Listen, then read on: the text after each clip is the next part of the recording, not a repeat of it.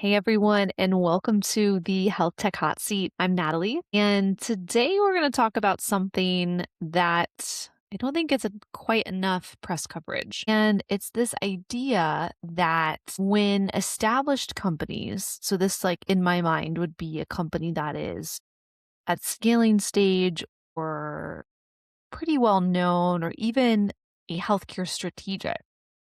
When a group like this is looking to expand into a new vertical, and by that I mean, a different market, a different sector of healthcare delivery. One that comes to mind for me a lot is transitioning from maybe outpatient to inpatient or within a different type of inpatient setting. This idea that just because a company has been successful with one product or even the same product in a different location, that they are totally immune to the common pitfalls that we think of with healthcare startups, right?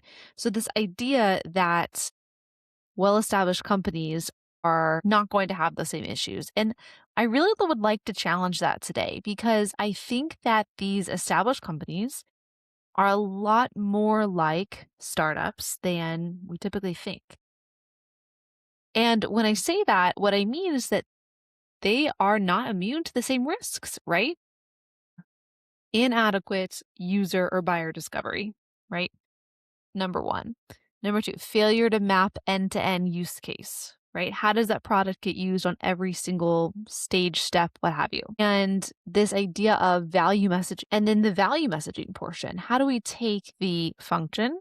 How do we take the end-to-end use? And how do we take that message and tailor it to all of the necessary stakeholders that would be part of a sales cycle or part of the decision to pilot? Or how do we take that to an investor group, right? Who could potentially get that company to the next stage? So when I think of these established companies, yeah, they have revenues. That's great. They have experience. They might have a bigger team, but they still make the same mistakes. If you do not do comprehensive user and buyer discovery, you're dead in the water. That's just a fact. That is a fact. And what's so unique about healthcare, maybe over some other industries, is that the user and the buyer not only are two very different people, but your user may not always have the same kind of strategic pull, the kind of gravity that your buyer decision maker will. And the other aspect to keep in mind is that often, especially in larger institutions or larger groups, your buyer is really made up of multiple different stakeholders. And so there's this really, really important aspect of customer discovery that includes actually who's going to use the product, then who all is affected by product use up and downstream, then the kind of recipient, ultimate recipient of your product's implementation, which is the patient, arguably the very most important person to talk about. Then the buyer is a lot of times actually removed from that clinical workflow.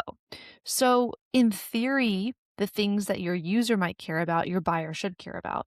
But you often have to frame that benefit slightly different because traditionally your buyers, are not the people actually using the product. Now, sometimes they can be physicians or sometimes they can be nurses or other clinicians that are at the table. But a lot of times they're administrators, a lot of times they're executives. So that carrot, if you will, may be different. Then it comes the whole question of what is your end to end? And what I mean by that is, can you explain to me in painstaking, granular detail how this product gets used along every single little aspect of care delivery? And that is tedious work. It's tedious work that I love. Not everybody likes it, but I like it. And it's so essential because if you do not spend the time to do very, very meticulous mapping of the clinician workflow, mapping of the patient workflow, mapping of however that product gets used, you will miss things. And you will very easily get into situations where your use case fails. And that could have been easily circumvented if you only understood in greater detail how a future user would implement your product. right? So we're kind of getting ahead of potential barriers. We're getting ahead of potential issues by understanding in painstaking detail how this might be used. And then the last part, again, value messaging. So what the hell does that mean? So to me, when I think about value messaging, it's not flashy marketing. It's not a slick pitch deck. It's not,